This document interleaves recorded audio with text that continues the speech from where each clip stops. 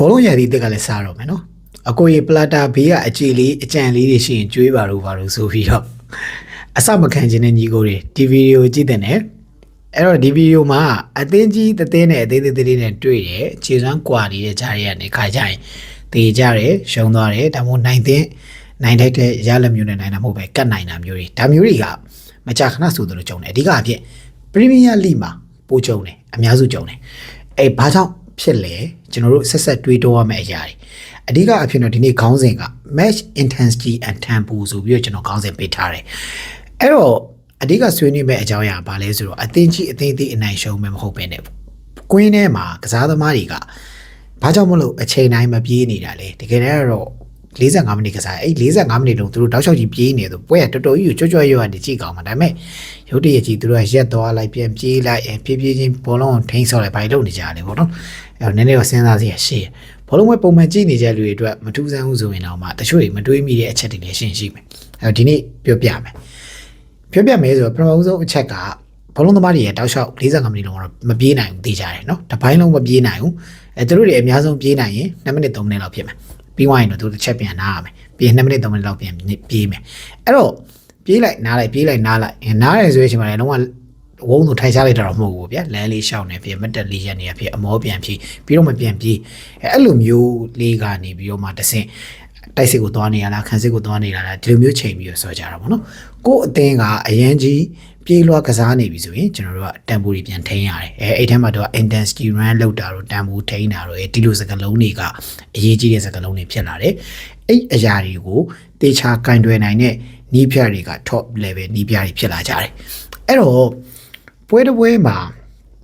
တန်ဖိုးအတင်ချလုပ်တယ်ဆိုတာကကို့အသေးရကစားသမားတွေရဲ့အခြေအနေအများကြီးအရေးကြီးတယ်ကွင်းနဲ့ကစားသမားဥမာ orchestra လိုမျိုး rule ယူထားတဲ့လိုမျိုးဆိုရင်ဒါအသင်းကဘယ်ချိန်မှာတော့တန်ဖိုးအမြင့်တက်သွားမယ်ဘယ်ချိန်မှာတော့တန်ဖိုးပြန်ချမယ်ကွင်းကဘောလုံးကို circulation ပဲလုပ်နေမှာဆိုရင် circulation ပဲလုပ်မယ်ဒီလိုပုံစံမျိုးတွေကိုလိုက်ပြီးတော့ season ကိုကဲနေရတဲ့နေရာဥမာအဓိကအဖြစ် DM rule ကစားသမားတွေဆိုအဲ့အရာကိုအဓိကအဖြစ်လုပ်ကြတယ်ကို့အသင်းကတိုက်စစ်ကိုဝုန်းဝန်းနဲ့ဆင်တော့မယ်ဆိုရင်လည်း direct pass တွေပေးပြီးတော့တန်းပြီးတော့ပြေးခိုင်းတယ်အဲ့တော့အဲ့မှာ intensity run တွေကပါလာပြီပြေးခိုင်းနေဆိုတဲ့အချိန်မှာတကယ်တမ်းခန်းစစ်ကစားသမားတွေကိုကြိုပြီးပြေးပြီးရှင်ပြီးပြေးဆိုတဲ့အချိန်မှာသူများထက်ပိုပြီးတော့မြန်အောင်လို့ပြေးရတဲ့အနေထား error intensity run တွေပါလာပြီဒါက attacking မှာပဲမဟုတ်ပဲねဥမာကိုက attacking ကိုသွားတဲ့အချိန်မှာဝုန်းဆိုပြေးတက်သွားရင်းနဲ့ဖြစ်ချင်တော့ဘောလုံးကကိုယ်စီမရတော့အဲမှာ defensive ကိုပြန်လိုက်ရတော့မယ်ဆိုတဲ့အချိန်ကြရင်တခါပြန်ပြီးတော့အဲ့ attacking ကနေ defensive ကိုပြန်လိုက်တယ်အဲ့ intensity run တွေကိုပွဲထဲမှာလောက်ရတဲ့အချိန်ကြီးအရင်များလာရေဘာဖြစ်လာလဲဆိုတော့ကစားသမားတွေက stamina တွေကျလာမယ်ပြီးသွားရင် physical တွေထိလာမယ်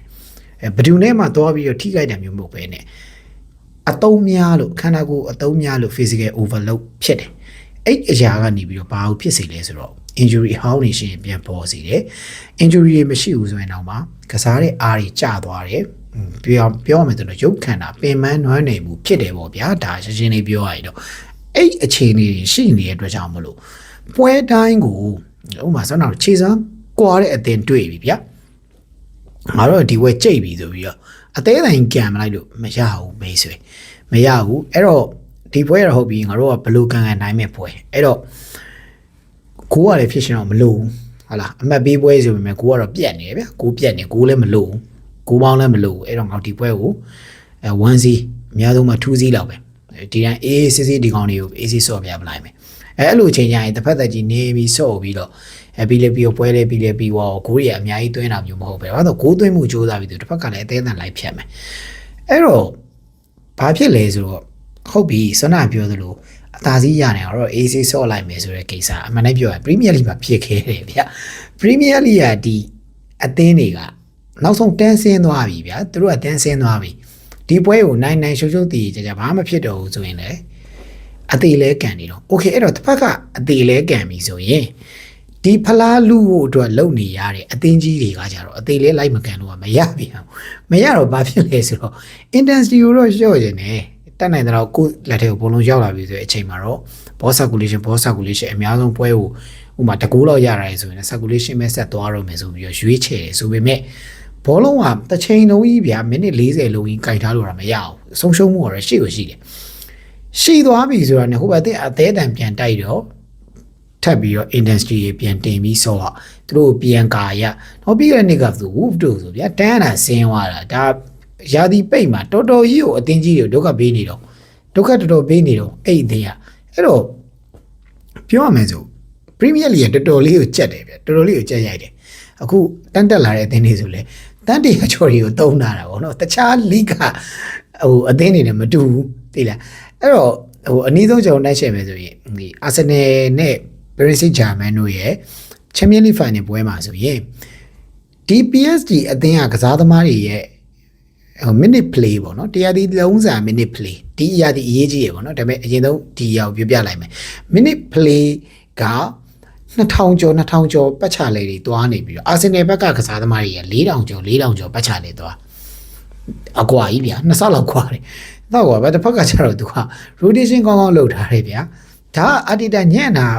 တော်တာအဲ့လိုမျိုးနဲ့လေ100% တော့မဆိုင်ဘူးပေါ့နော်ဘာကြောင့်လဲဆိုတော့ league အဆင့်တန်းလည်းကွာတယ်ဆိုတော့ပြင်သစ်လိရစုပ်ပြတ်နေအဲ့လိုပြောတာတော့မဟုတ်ဘူးဒါပေမဲ့ပြင်သစ်လိမှာကွာချက်ကများတယ်ပြီးတော့ပြင်သစ်လိကဒီအနေထား PSG ရရပါဘူးများတယ်ဗျနောက်ဆုံး PSG ကဟိုပထမရာသီဝက်လောက်မှာတိုင်ပတ်နေအောင်ကန်နေရင်တော့မှဒုတိယရာသီဝက်လောက်မှာအသေးအံထကန်နေပဲသူတို့ရတယ်အဲ့တော့ဘာဖြစ်လဲဆိုတော့သူတို့ကစားသမားတွေရဲ့ game time ကိုရောက်အောင်လုပ်လို့ရတယ်အဲ့ဒီအရာကနေပြီးတော့သူတို့ကစားသမားတွေပို့ပြီးတော့ fresh ဖြစ်စေတယ်ပို့ပြီးတော့ကောင်းမွန်တဲ့ဆွမ်းဆောင်ရည်ရအောင်ထုတ်ယူလို့ရတယ်ဒီဘက်က Arsenal မှာအဲ့လိုထင်းချိန်မရအောင်ဘာလို့လဲဆိုတော့ဟိုအောက်ကအသင်းရစားအသေးအံကန်နေတော့ Premier League လည်းအသေးအံကန်ဒါပေမဲ့domestic cup တွေဖြစ်တဲ့ဒီ Carabao Cup final တိတက်သွားတာတို့ဘာတို့ဒီလိုကိစ္စတွေကတော့ဒါ Adidas ရဲ့ choice ပေါ့သူကဖလားအကုန်လုံးလိုချင်တာလည်းဖြစ်ပဲနဲ့လောဘကြီးတာပေါ့နော်လောဘကြီးတယ် copy စီရေးကြီးနဲ့နော်တိတ်တော့မမိုက် copy လူစီရေးကြီးနဲ့လောဘကြီးတာနေတော့များတယ်ဘာလို့လဲဒီ Canary ဆိုပြီးခဲ့တဲ့ဒီကတော်တော်ကြီးပင်ပန်းအခုလဲအဲကြောင့်မလို့ဟို fully fit မဖြစ်သေးဘူးပေါ့နော်ကစားသမားနည်းနည်းတော့အနာယူအောင်ပဲအဲ့လိုမျိုးဒဏ်နေကြမှာ William Saliba ဆိုလည်းလို့ပဲဒဏ်ရာတွေ injury တွေဖြစ်တယ်အဓိကသူကminute play ကကိုသမားဗျာကိုသမား minute 9000 6000ဆော့လဲပြဿနာသိမရှိဘူး။ဘာကြောင့်လဲဆိုတော့ intensity အများကြီးသုံးပြီးဆော့ရတဲ့လူတွေမဟုတ်ဘူး။နောက်တန်း CB လိုကစားသမားမျိုးတွေဆိုရင်တော့မှ CB တိုက်စစ်ကို attacking ကိုအရင်ကြီးမလိုက်ဘူးဆိုရင်ပြဿနာသိမရှိဘူး။သူတို့က intensity run တွေအများကြီးမလုပ်အောင်။အဲ့ဒါကကျွန်တော်တို့ minute play နဲ့ intensity run အဲ့နှစ်ခုကိုတိုက်ရိုက်ချိတ်ဆက်ထားရဆိုပါတော့ဗျာ minute per play နဲ့ intensity run အချိန်ကြီး8 minute တွေအတွင်းမှာ intensity run တွေသူဘယ်လောက်လုပ်ထားလဲဆိုတဲ့ပုံမှာမူတည်ပြီးတော့ physical overload တွေဖြစ်တယ်အဲ့ physical overload တွေဖြစ်ပြီဆိုတာ ਨੇ ကစားသမားတွေကဆွမ်းဆောင်ရည်ကြပြီအဲ့ကြားထဲမှာအသင်းကြီးနဲ့အသင်းသေးတွေကတစ်ပတ်မှာဥမာတပွဲပဲကန်ရမှာသူတို့ကတပွဲပဲကန်မှာ domestic ကတ်တွေဝင်ကန်ရတယ်ဆိုတော့သူကအများစုတစ်ပတ်တပွဲပဲဗျအသင်းကြီးတွေတစ်ပတ်မှာ3ရက်မှာတပွဲလောက်ကန်ရတယ်အဲ့တော့ဘာဖြစ်လာလဲဆိုတော့ကစားသမားရဲ့ recovery time ကောင်းကောင်းမရဘူးကြားထဲမှာကအသင်းရဲ့ဒီ training တွေလေးရှိသေးတယ်ဗျာ training session တွေလည်းဝင်ရသေးတယ်တောက်လျှောက်ကြီးသူတို့ running လုပ်နေရတဲ့အခြေအနေအဲ့လိုမျိုးကြီးဖြစ်နေတဲ့ခါကျတော့ဘာဖြစ်လာလဲဆိုတော့ကစားသမားတွေက